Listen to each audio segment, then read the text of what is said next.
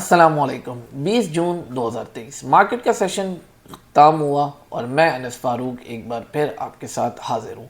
बात करेंगे आज की मार्केट की। आज की मार्केट के अंदर क्या हुआ, क्यों हुआ और आने वाले दिनों के अंदर क्या होने जा रहा है, क्योंकि अब हमें प्रोजेक्ट करनी पड़ेंगी, अपनी स्ट्रेटजीज देखना पड़ेगा आगे क्या होगा क्या नहीं होगा, अंदाजे लगाने पड़ेंगे, तमाम तर प्रोजेक्शंस अपने सामने रखनी पड़ेंगी।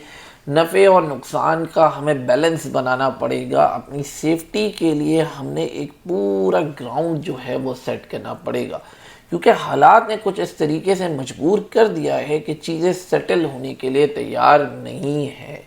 अब मामलात जो हैं वो दिन ब दिन बद से बदतर होते जा रहे हैं। तो इन चीज़ों के बारे में इस वीडियो के अंदर आगे डिस्कस करते हुए चलेंगे। सबसे पहले जो बात करेंगे वो आज के इंडेक्स की बात कर लें। आज मार्केट जो है 31 पॉइंट पॉजिटिव बंद हुई है, यानी कि जहां ओपन हुई थी वहीं बंद हो गई। ट्रेडिंग सेशन आज का काफ़ी वीक रहा। वॉल्यूम वाइज मार्केट के अंदर वॉल्यूम्स शॉर्ट रहे, 124 मिलियन के कुल वॉल्यूम रहे। 164 कंपनीज जो हैं वो नेगेटिव जोन में बंद हुई हैं और 114 जो हैं वो पॉजिटिव जोन में बंद हुई हैं।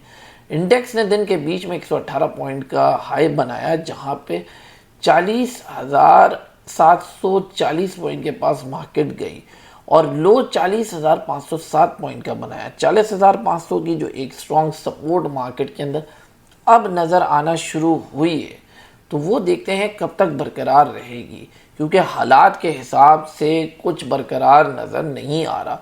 मार्केट रेंज बाउंड तो रह रही है, लेकिन स्क्रिप्ट्स के रेट्स जो हैं वो हर दिन ब दिन कम होते जा रहे हैं, टूटते जा रहे हैं। तो आज मार्केट की जो क्लोजिंग हुई है वो 40,653 पॉइंट हुई है।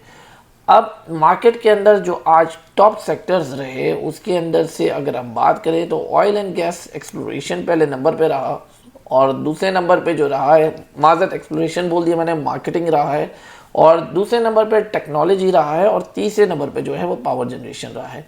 अगर स्क्रिप्ट वाइज बात करें तो के इलेक्ट्रिक, WTL और हैस्कोल, यानी कि कोई मार्केट के अंदर आज हमें इतनी ख़ास मूवमेंट नज़र नहीं आई। आखिर वक्त के अंदर जाके जो है कुछ OGDC, PPL, पाको, इनके अंदर जाके कुछ हरकत नज़र आई, और शेल अपना वही वॉलेटाइल रहा, अपर कैप रहा शेल आज के दिन भी। तो मार्केट के अंदर कुछ चीज़ें हैं जो कि ख़बरों के ऊपर ही चल रही हैं, लेकिन फंडामेंटली तौर के ऊपर देखें या टेक्निकली तौर के ऊपर देखें तो मार्केट के अंदर everything is gone to the failure, हर चीज़ फेल हो रही है। अब IMF जो है वो पाकिस्तान के लिए एक वेंटिलेटर के तहत आप समझ लें यूज़ होगा, और अगर वो नहीं हुआ तो पाकिस्तान सरवाइव नहीं कर पाएगा, ऐसा माहिरीन कहते हैं। एक ब्लूमबर्ग की रिपोर्ट शाया हुई, उसके अंदर बहुत सारे पॉइंट्स आए। आज हम उस पॉइंट्स के ऊपर डिस्कस करेंगे कि भाई वो पॉइंट्स क्या हैं और वो किस तरीके से पाकिस्तान उनको पूरा कर सकता है या नहीं कर सकता। तो सबसे पहले ब्लूमबर्ग ये बताता है कि IMF ने जो है वो बड़े ही बुरे तरीके से जो है पाकिस्तान के बजट के ऊपर तनकीद की है, और ख़ास तौर के ऊपर टैक्स एमनेस्टी स्कीम के ऊपर। तो ये सबसे पहला पॉइंट उनका रहा। उसके बाद उन्होंने बताया है कि IMF सोचता था कि पाकिस्तान जो है प्राइमरी सरप्लस टारगेट के ऊपर जो है वो बहुत ज़्यादा फोकस करेगा, लेकिन वो चीज़ भी नहीं हुई बजट के अंदर। तीसरा पॉइंट IMF ये कहता है कि वो ये चाहते हैं कि पाकिस्तान का जो रिज़र्व है वो $4 बिलियन से ऊपर ही रहे, वो भी मेंटेन नहीं कर पा रहे हैं हम। फिर जो अगला पॉइंट है वहाँ पे ये है कि भाई इस महीने के अंदर, यानी कि जो जून का महीना चल रहा है, इसमें 900 मिलियन पाकिस्तान ने वापस करने हैं, तो ये तकरीबन $1 अरब ही हो गया। अब ये देने के बाद फिर हम $3 अरब से भी नीचे आ जाएंगे, तो बड़ी ही मुश्किल सूरत हाल है। फिर कुछ ऐसा कर्जा भी है हमारा जो हमने आगे जाते हुए वापस करना है $4 अरब का, और वो रोल ओवर नहीं हो सकता, यानी कि वो फ़र्ज है, उसकी अदायगी हमने देनी ही देनी है। अगर IMF का पैसा पाकिस्तान नहीं आता तो बड़ी ही मुश्किल क्राइसिस खड़े हो सकते हैं, इन्फ्लेशन बढ़ सकती है, डिफ़ॉल्ट चांसेस बहुत ज़्यादा हैं। अब IMF का पैसा किस वक्त तक पाकिस्तान आ सकता है?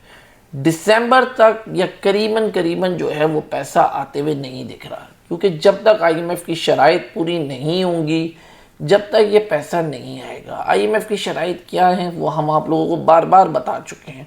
डॉलर के रेट को मेंटेन रखा जाए, ग्रे मार्केट के साथ मैच किया जाए।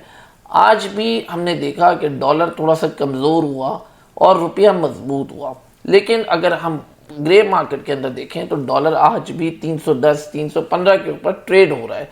तो एक बहुत बड़ा गैप है, इस गैप को क्लोज करना पड़ेगा, इसको एक जगह पे ला के मैच करना पड़ेगा। फिर बीच में एक अच्छी चीज़ की अगर हम बात करते हैं तो टेक्नोलॉजी एक्सपोर्ट्स जो है वो पाकिस्तान की इंक्रीज़ हुई हैं, लेकिन दूसरी जानिब अगर हम देखें तो हमारा ऑटो इंडस्ट्री इतने बुरे तरीके से हर्ट हो रहा है कि शायद ऐसा ना हो अल्लाह करे कि ये जो थोड़ा बहुत ऑटो इंडस्ट्री पाकिस्तान में मौजूद है ये भी अपने नाम और निशान से मिट जाए। तो बहुत सारी चीज़ें जो हैं वो अब मार्केट के अंदर आगे जाके मुश्किल होती जा रही हैं। इन तमाम तर चीज़ों पर देखना होगा। आईएमएफ के साथ एग्रीमेंट के ऊपर टाइम के अंदर रीच आउट नहीं कर सकते, अब टाइम नहीं रहा। आईएमएफ जो है अगले इलेक्शंस तक, यानी कि जो डील होनी है, जो भी नया रिव्यू होना है, वो मुमकिन तौर के ऊपर अगले इलेक्शंस के बाद ही होगा। जब तक कोई गवर्नमेंट इलेक्टेड नहीं आएगी, जब तक आईएमएफ जो है इंटरेस्टेड नज़र नहीं आ रहा डील करने में। यही वजह है कि 9th रिव्यू जो है सबसे पहले फेल हुआ।